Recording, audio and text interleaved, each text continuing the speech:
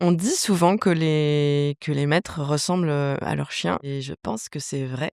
Quand on se balade en exposition canine, en général, et qu'on voit les gens, on peut se dire: «Ah tiens, toi tu as un lévrier, toi tu as un caniche, toi tu as un berger allemand» et en général, ça tombe assez juste. Quand on a des chiens, en fait, c'est tout simplement propice à la rencontre. Quand les propriétaires de chiens vont dans des parcs à chiens ou dans des sentiers forestiers, en fait, tout de suite, il y a une connexion immédiate qui se fait, mais aussi tout simplement parce que c'est comme si on affichait d'emblée qu'on avait un intérêt commun et les intérêts communs, c'est quand même important pour, les rencontres amoureuses. J'ai commencé par demander à Noémie Lovski. En fait, j'ai vraiment, écrit le rôle pour elle. Après, pour son partenaire masculin, on s'est dit que on voulait quelqu'un qui soit, à l'aise, dans la comédie, forcément quelqu'un qu'on apprécie nous en tant que comédien et quand je lui ai suggéré, à Noémie donc: «Est-ce que, je propose à Guillaume Gallienne?» et ben, elle a tout de suite dit oui, elle était même assez enthousiaste parce qu'en fait, ils ont jamais joué ensemble et ils étaient tous les 2 très contents d'avoir cette occasion-là. Je voulais en fait faire un film, court de moins de 15 minutes, qui soit dans un décor unique. J'avais envie de ça pour des questions, logistiques, pratiques, techniques de tournage, au sens où j'avais envie de me concentrer, en fait, uniquement sur la situation et la mise en scène et quand on développe une situation unique et justement, je trouve que en fait, ça force à trouver en soi des ressources d'écriture pour justement tenir ces 10 minutes, essayer de développer, essayer de maîtriser le rythme, faire monter la tension, ménager aussi, des ruptures de rythme et c'est sur ça que je me suis concentrée tout au long de l'écriture. Viens, ma chérie, viens. Hé, c'est le moment là. Mais non, mais non, tu vas me débarbouiller. Je vais voir faire de quoi. On y va, on se lance. Ah, ma petite chérie. T'es prête? Cette dualité-là entre, la drôlerie et la tristesse, voire le malaise, c'est quelque chose que, j'essayais de tenir à l'écriture et que je me fixais de, tenir du coup sur le plateau. Il y a beaucoup de travail qui est fait en montage aussi. Donc avec ma monteuse Marie Molino, on a énormément travaillé et fait de versions en fait, à partir de la matière qu'ils nous ont livrée pour justement accroître ici la drôlerie, ici, le malaise, ici la tristesse, ici la solitude et cetera et en fait, le montage, c'est vraiment un travail de dentelle où en essayant de trouver les temps justes, on arrive, on espère en tout cas, à produire ces effets et ces sentiments et après sur le tournage, en fait, déjà, c'est des très bons comédiens donc je dirais pas qu'il y a peu à les diriger. Non, faut les diriger, mais je dirais plutôt que diriger, faut prendre soin d'eux, en fait et être, force de proposition aussi pour les nourrir et les stimuler.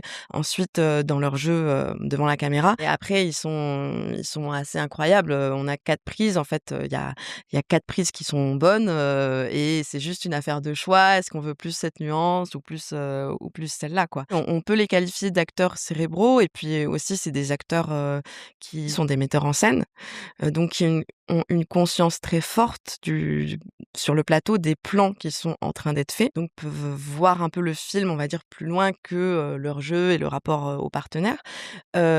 Mais en fait, tout de même, ça se fait quand même assez dans le ping-pong, dans l'échange et dans la construction sur le moment, finalement et la grande chance que j'ai eue, vu qu'ils avaient jamais joué ensemble, c'est de découvrir qu'en fait, ils s'entendaient super bien et étaient finalement assez même, complémentaires en termes de méthode, d'acteur. Moi, c'est ma passion, mais j'ai toujours peur d'être rasant. Pas du tout, au contraire. Moi aussi, c'est ma passion.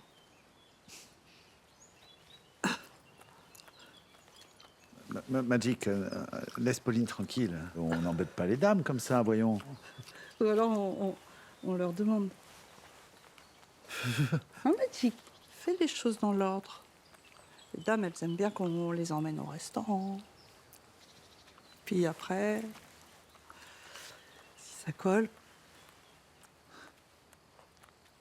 En fait, le scénario était très écrit, et on l'a descendu avec eux, donc on savait précisément à quel endroit, ici, le rapport de force, s'inversait entre les 2, à quel endroit il y en avait un qui tentait quelque chose et l'autre qui peut-être s'engouffrait dans la brèche ou pas.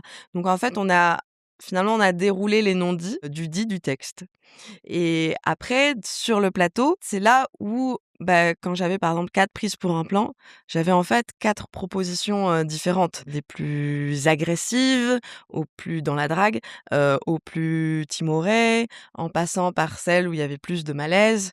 Donc moi, j'ai eu énormément de choix au montage.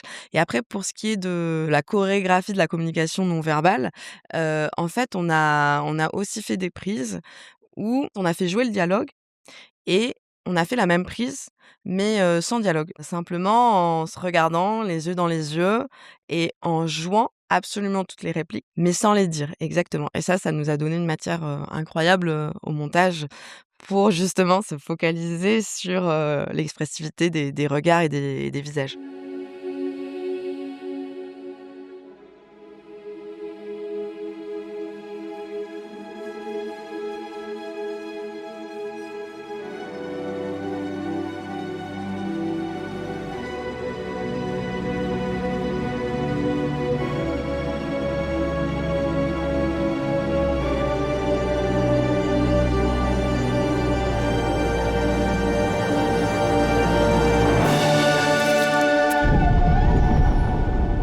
On voulait en fait trouver un chemin en pente parce qu'on voulait partir de cette situation de départ, où elle est, bah, justement un peu en aval du moment de drague, dans ce moment d'incertitude, d'insécurité. Est-ce qu'on y va? Est-ce qu'on essaye? Est-ce que ça va marcher? On voit finalement un personnage, assez fragile et assez vulnérable et à la fin, ben, on va dire qu'il y a une forme de parcours ascendant. D'où l'idée de faire se rejoindre ça et que ça donne lieu à une correspondance dans la mise en scène entre ce que raconte, donc ce qui se raconte dans le récit et puis aussi dans les plans et la forme d'iconisation qu'on pouvait proposer, justement sur la fin du film sans trop en dire. Ça m'intéressait de filmer et de dialoguer une rencontre, amoureuse entre personnes de cette génération.